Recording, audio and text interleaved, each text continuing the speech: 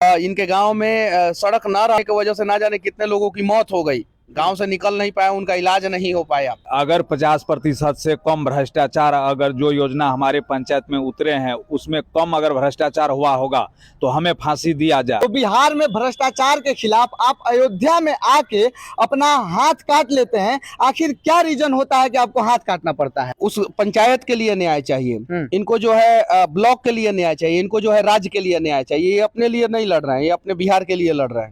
अभी हम अयोध्या में हैं और बिहार के भ्रष्टाचार के खिलाफ विमल मंडल जी ने अयोध्या में आके बिहार के भ्रष्टाचार के खिलाफ जो अपना हाथ काटे हैं अयोध्या में आके। और अभी हमारे साथ मनीष कश्यप भैया भी मिले हैं। जब हम यहाँ पे रिपोर्टिंग करने आए तो मनीष कश्यप भैया भी मिले हमसे। और ये है जो विमल मंडल जी, क्या हालचाल है आपका? ठीक है सर। अच्छा, आप बिहार में जो भ्रष्टाचार का खेला होता रहता है, तो बिहार में भ्रष्टाचार के खिलाफ आप अयोध्या में आके अपना हाथ काट लेते हैं। आखिर क्या रीजन होता है कि आपको हाथ काटना पड़ता है?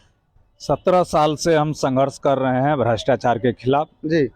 और लड़ते लड़ते इस 2022 में हमने सरकार को 2 बार पत्र लिखे, गोपनीय में आवेदन दिए 209 पन्ना को। एक में तो मार्च में लिखे थे, उसको दिए 60 दिन का अल्टीमेटम दे करके कि अगर 50% से कम भ्रष्टाचार, अगर जो योजना हमारे पंचायत में उतरे हैं उसमें कम अगर भ्रष्टाचार हुआ होगा तो हमें फांसी दिया जाए, नहीं तो जो दोषी है उसको नौकरी से हटाया जाए और उसका संपत्ति जब्त किया जाए। अच्छा मनीष भैया, आप भी वहाँ अररिया में जाके इनके घर के पास जाके ये मुहिम उठाते हैं और बिहार में ये मुहिम बहुत तगड़ा चलता है, लेकिन सही मायने में जमीनी स्तर पे भैया आवाज उठाने के बाद और इनको क्या न्याय मिलता है भैया? देखिए, करप्शन तो भारत से और बिहार से 100% दूर नहीं होगा। जितना भी डेवलप कंट्री है वहाँ पे भी करप्शन है, 100% दूर नहीं होगा। इनका कहना है कि जिस भी मतलब कि मेरे गांव में जो भी काम हुआ उसमें 50% से ज्यादा भ्रष्टाचार हुआ हो, उसी पे सिर्फ जांच किया जाए। 50% से कम भ्रष्टाचार वाले पे नहीं जांच किया जाए। मतलब कि 50% से ज्यादा वाला ही भ्रष्टाचार पे अगर पता चलेगा तो ज्यादातर मैटर में जो है 50% से ज्यादा भ्रष्टाचार हुआ है बिहार में, उसी भ्रष्टाचार पे जांच किया जाए और जो दोषी मिले उन पे जांच बैठाया जाए और उनका संपत्ति जांच किया जाए, इनका कहना था भैया। कार्रवाई किया जाए, क्योंकि अगर मान लीजिए कहीं करप्शन होता है, रोड में खड्डा हो जाता है बेवजह और वहां पे एक्सीडेंट होता है तो किसी की मौत हो जाती है।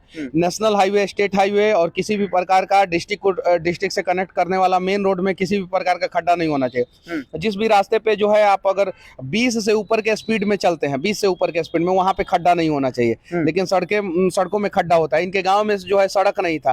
2014 में सड़क के लिए पैसा पास हुआ था, पैसा का बंदरबाट हुआ, सारा खा गया लोग और सड़क बना भी नहीं इनके गांव में। इनके गांव में सड़क ना रहने की वजह से ना जाने कितने लोगों की मौत हो गई। गांव से निकल नहीं पाया, उनका इलाज नहीं हो पाया।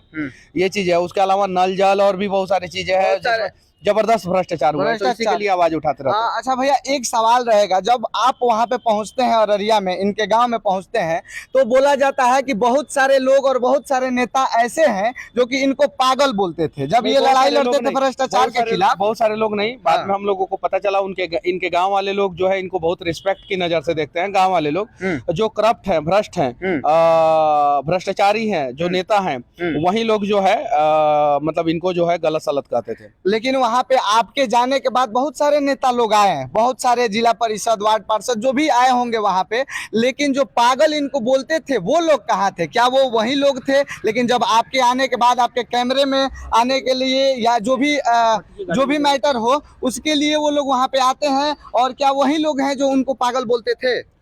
नहीं, कुछ नेता लोग जो करप्शन करते थे और जिनको इनसे डर था वो लोग पागल बोलते थे। हाँ। अच्छा, आपको क्या लगता है, आपने इतना बड़ा काम किया भ्रष्टाचार के खिलाफ, आज तक कोई ऐसा पैदा नहीं हुआ है कि वो अपना हाथ काट दिया हो, एक उंगली भी नहीं काटा है कोई, और जो आपने अपना हाथ काट दिया और आपको बिहार में दूसरा वीर कुंवर सिंह कहा जा रहा है, आपको क्या लगता है कि यहाँ से जाएंगे तो आपको न्याय मिलेगा?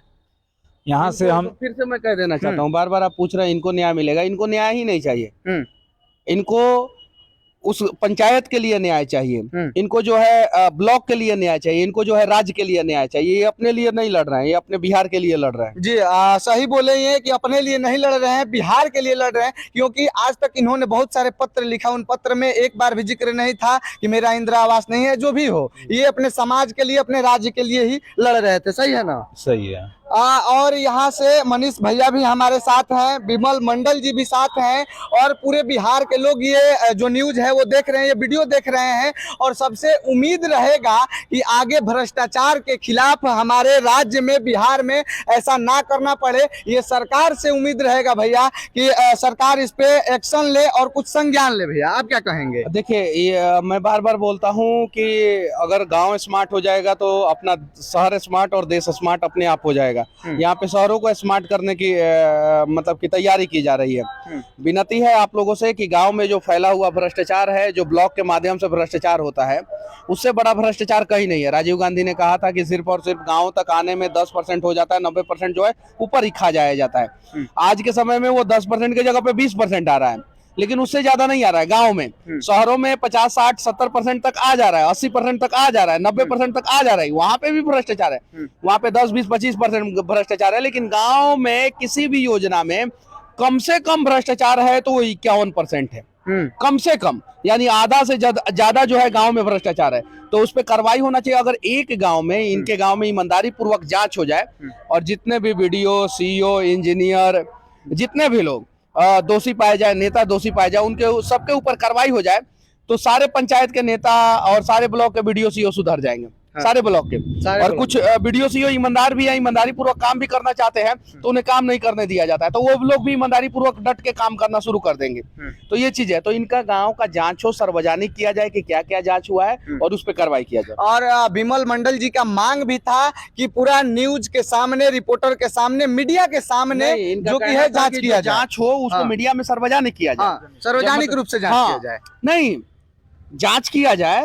और जांच में जो रिपोर्ट आया है, क्या रिपोर्ट आया, भ्रष्टाचार हुआ है कि नहीं हुआ, इस योजना में कितना भ्रष्टाचार हुआ, उसको मीडिया में सार्वजनिक किया जाए, ताकि सब जाने, पूरा देश जाने, राज्य जाने, सबको बात ये पता चले, ना कि बस नेताओं के बीच में ये बात रह जाए। सही है? नेताओं और अधिकारियों के बीच में बात जो है रह जाता है। करप्शन हुआ है तो हाँ ये आओ, तो ठीक है, इस पे जांच पे जांच, जांच पे जांच नहीं। आप जांच किए हैं तो क्या जांच किए हैं, कार्रवाई क्या कर रहे हैं इस पे, इसको सार्वजनिक कीजिए, सार्वजनिक कीजिए। और बाकी अभी आप लोगों ने देखा, हम विमल मंडल जी और मनीष भैया के साथ अयोध्या में हैं, और हमारा ये प्रयास आप लोगों को कैसा लगा बताइएगा जरूर। और विमल मंडल जी के बारे में भी कुछ कमेंट में लिखिएगा जरूर कि इन्होंने ऐसा कार्य किया क्या बिहार में, ऐसा भ्रष्टाचार के खिलाफ जो इतना बड़ा कदम इन्होंने उठाया। भ्रष्टाचार बिहार में रहना चाहिए कि नहीं रहना चाहिए, और कौन कौन इसमें भ्रष्टाचार को खत्म करने में साथ देगा, बताइएगा जरूर। यहाँ से जय हिंद।